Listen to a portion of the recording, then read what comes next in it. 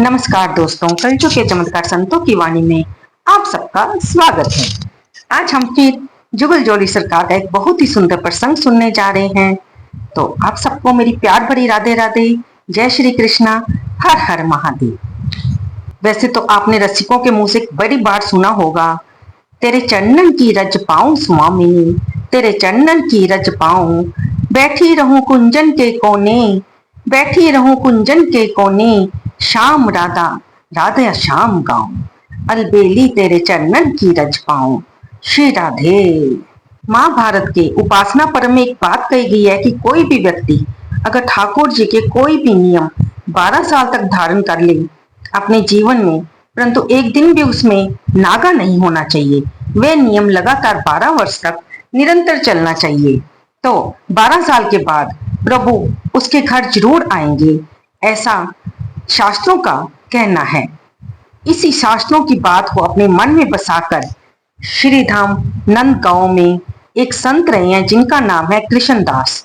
कृष्णदास बाबा जी ने अपने जीवन में एक नियम धारण किया। वे 12 साल के लिए रोज अनेक प्रकार के पुष्पों की माला लल्ला के लिए बनाकर लेकर जाएंगे और नंद भवन जाकर लल्ला के गले में पहनाएंगे। बड़े भाव से अपने नियम को वे पालन करने लगे। रोज नित्य प्रातःकाल बाबा जाएं और माला नंद लाला की गली में पधरा आए। बड़े भाव से नियम को पालन करने लगे। रोज नित्य प्रातःकाल बाबा जाएं और माला नंद लाला के गले में पहना आए। एक दिन बाबा कहने लगे, लाला अब तो 10 वर्ष बाकी रह गए हैं। फिर कहें अब तो 5 वर्ष रह गए हैं, अब तो 2 वर्ष ही रह गए हैं और अब 1 वर्ष बकाया रह गया है। नियम पूरा हो रहा था, बड़े भाव से सेवा चल रही थी। जब 12वें साल का अंतिम दिन आ गया तो आज बाबा बड़े प्रसन्न मन से चल पड़े। प्रातःकाल उठे, बड़े भाव से अपने हाथों से सुंदर सी माला बनाई और माला को लेकर नंद भवन पहुंच गए। बड़े प्रसन्न थे बाबा। नंद भवन की चौखट को प्रणाम किया और जैसे ही लल्ला के सामने पहुंचे उन्होंने अपने हाथों से माला पहनाई और फिर माला पहनाकर कहने लगे, लल्ला आज मेरा अंतिम दिन है, कल तो आपको आना ही है। आज कृष्णदास की अंतिम सेवा है, कल तो आपको माला अपनी कुटिया पर ही धारण कराऊंगा, वहीं आपके गले में माला पधरा दूंगा, यानी पहना दूंगा। कल तो आप आओगे ही। बड़े प्रसन्न बाबा नाचे नंद भवन में और नंद भवन की चौखट को प्रणाम करके वापस आ गए और बड़े ही खुश कि आज तो मेरा नियम पूरा हो गया, कल लल्ला आएंगे। नाचते रहे, कूदते रहे, अपनी कुटिया में पहुंच गए। अब 13वें साल का पहला दिन। आज बाबा बड़े प्रसन्न हैं कि आज तो श्याम सुंदर आएंगे। पूरी कुटिया को साफ सफाई कराई, सुंदर आसन लगाया, लल्ला आएंगे। अपने हाथों से गौ माता की गोबर से चौका लगाया कुटिया में और अपने हाथों से ही भगवान के लिए भोग बनाए। क्या आज प्रभु आएंगे दोपहर के समय को? नहीं, हो सकता है शाम को आए। कृष्णदास बाबा सोचने लगे, लल्ला राजभोग करके आएंगे, दोपहर का समय है, लल्ला तो आयो नहीं। एक भाव आए, एक भाव जाए। राजभोग करके लल्ला आराम कर रहे होंगे, अब तो 3 बजे के बाद ही आएंगे। जैसे ही शाम को उठे तो फिर सोचने लगे, अब तो लल्ला भी शाम को उठ गए होंगे, जरूर आएंगे। बाबा कुटिया में बैठे इंतजार कर रहे हैं और आंखें लगी हुई हैं नंद भवन वाले मार्ग पर। बाबा इंतजार कर रहे हैं ठाकुर जी का कि अब ठाकुर जी पधारे, अब पधारे। ठाकुर जी पधारे, संध्या काल हो गया है महाराज, संध्या आरती को समय हो गया, शाम सुंदर आरती के बाद आएंगे।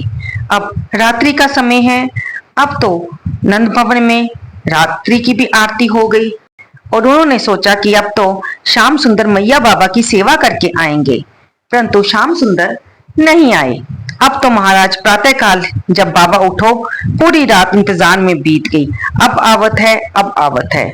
और मैं अब भक्तन से निवेदन करूं कि प्रभु से मिलने की तीव्र इच्छा हो, प्रभु को दर्शन देने के लिए विवश कर दे, तभी प्रभु मिलने को आते हैं। अगर मन में भाव ही ना हो मिलने का तो प्रभु कैसे आएंगे? शास्त्र कहते हैं कि अगर हम प्रभु से मिलना चाहते हैं तो हमें वो तरफ अपने हृदय में पैदा करनी है। जिस दिन वह तरफ पैदा हो जाएगी तभी भगवान हम अपने आप को, अपने भक्त को हमें दर्शन देंगे। अब कृष्णदास महाराज बाबा रात को भी ठीक से नहीं सो पाए और प्रातःकाल भी जब जगे तो उनके मन में बड़ा क्रोध था।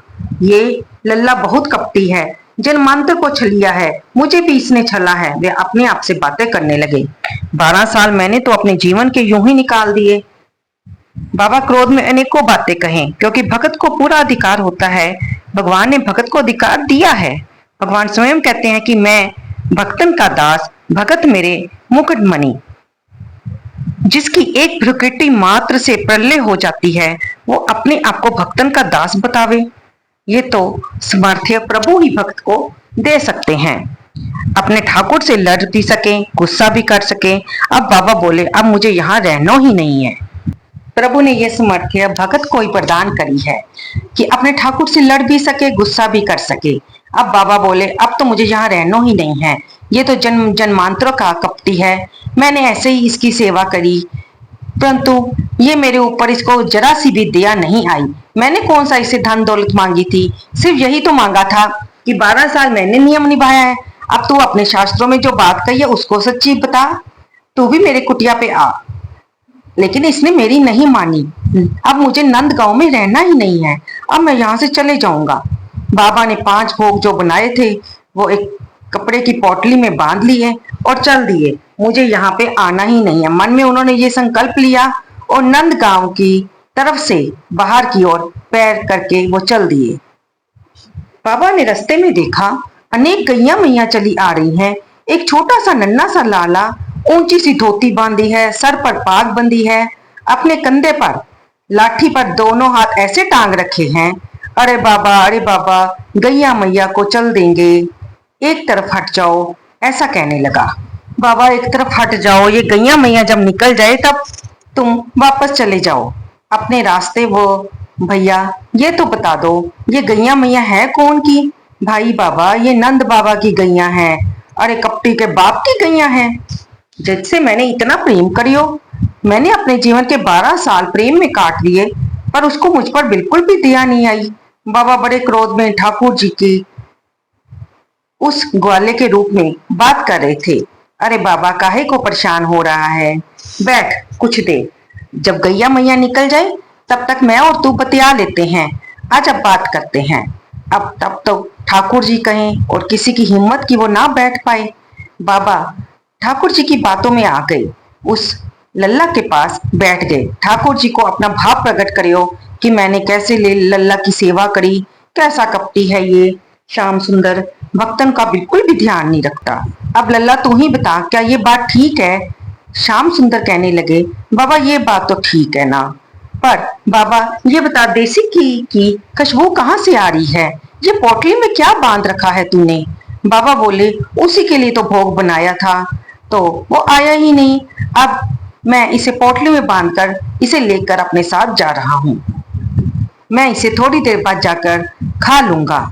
तब वो छोटा बालक बोला, अरे बाबा यहीं पर पालो ना, हम तुम दोनों साथ में ही पालेंगे। तब भगवान ने थोड़ा भाव प्रकट करके बोले तो बाबा बोले, ठीक है। बाबा ने अपनी पोटली खोली और कहा, लल्ला अब तू खाना शुरू कर। ठाकुर जी कहने लगे, बाबा मेरे हाथ में तो गोबर लगा है, मैं गोबर वाले हाथ से कैसे खाऊं? अगर धोने जाऊंगा तो जल तो पता नहीं कितनी दूर मिले, कहाँ से ढूंढ के जल लाऊं और अपने हाथ धोऊं? बाबा कहने लगे, हाँ ये बात तो है, अब क्या करें? तो बाबा ऐसा है, तू ही मुझे खिला दे। बाबा हंसते हुए कहने लगे, है तो इसी गांव का, जब सभी गांव के लोग ऐसे ही हैं, यहाँ का ठाकुर भी ऐसा ही है, तो तू भी करवा ले सेवा मुझसे। उसने भी 12 साल मुझसे सेवा करवाई, अब तू भी करवा ले। ये पूरा गांव खराब है, आज जहां से चला जाऊंगा, दोबारा लौट के नहीं आऊंगा। बाबा ने एक हाथ में रोटी ली और उस लल्ला को खिला दी।